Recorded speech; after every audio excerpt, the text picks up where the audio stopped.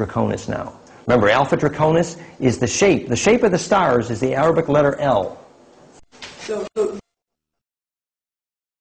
in one star. That the major thrust of the Draconian history is Alpha Draconis. We have the stars there, Arrakis, which is the home star of Dune, is in Alpha Draconis, and we have Thuban, which is central to this historic myth and probably the origin of the word Yehovah, you. So how is connected Alpha Draconis? Dragoon stories, yes, which happened 500 million years ago? 500,000 or a million. We don't know for sure. We don't know somewhere else. How is it connected with us? This is right where we're going right now. So at a certain point in this story, this culture, centered from Alpha Draconis, manages to conquer most of the stars in the Orion sector and have made quite a mess. And now we're going to get into a local part of that story, which is how there came about this family with a home on Sirius A and Nibiru. And we have a chart. We have a chart. We need a chart, because it could get very confusing. A chart. Let us discuss the chart.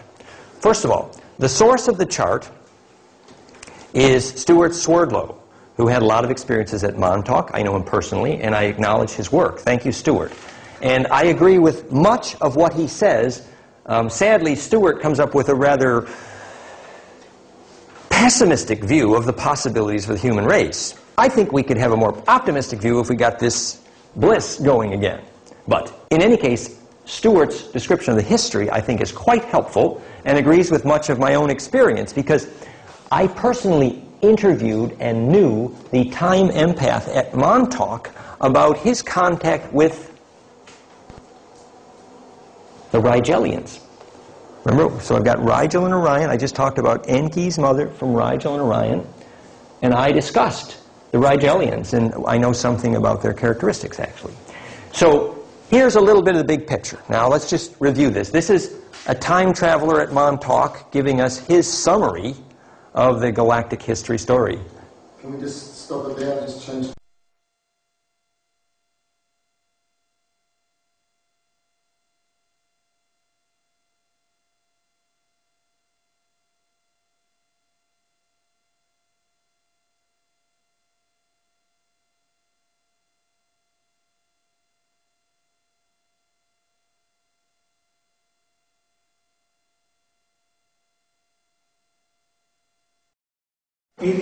Recognized constellations. Okay. 88. And one of them is called Draco. Yeah. We all know the Big Dipper is the Big Bear. Draco's right next door. Yeah. And they are conquering the Big Dipper, which is Orion, which is what we're talking about. So we're talking about, you know, the squabble over the land, except on a stellar scale. Okay? We're getting a little background, but we're going to come quickly now. When we get to Sirius A in this chart, we're going to be talking about this family. Okay, so we want to nail it down to something we can bring into recorded history, pretty much unrecorded, yeah? So... No, but it's good because I wanted the background before Sirius.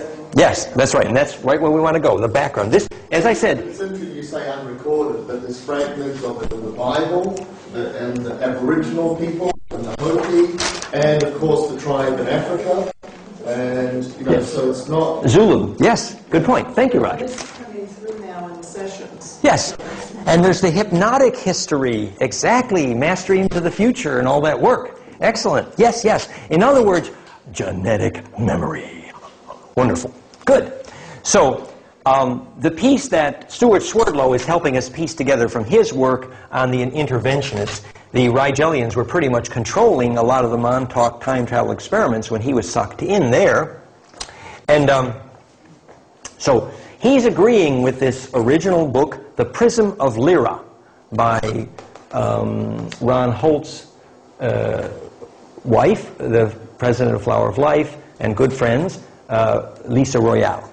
So you could get information about this story right there in that book, Prism of Lyra. But what we are told is that as this draconian culture spread their conquest, at one point where history becomes a little bit more clear, they blew up, well,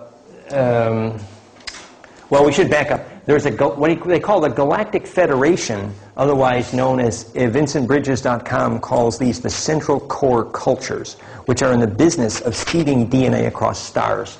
That would be who decided to plant the Draco here? Who put those guys in our backyard? How inconvenient. You know, not in my backyard. Thank you very much. But actually, the answer we're getting from those cultures is, hey, you needed them. You know why I got good Kundalini? Because my ancestors were Dracu. I'll tell you. So yes, they ate live human glands and made a lot of messes, but they had chutzpah. Okay. Anyway, so by way of apologizing for getting someone so aggressive in our solar system as the Draco, we would explain that from them and their aggressiveness, we got very interesting DNA. The Uru side of our EB Uru was important. Okay, so the Draco here were planted in our galactic sector and caused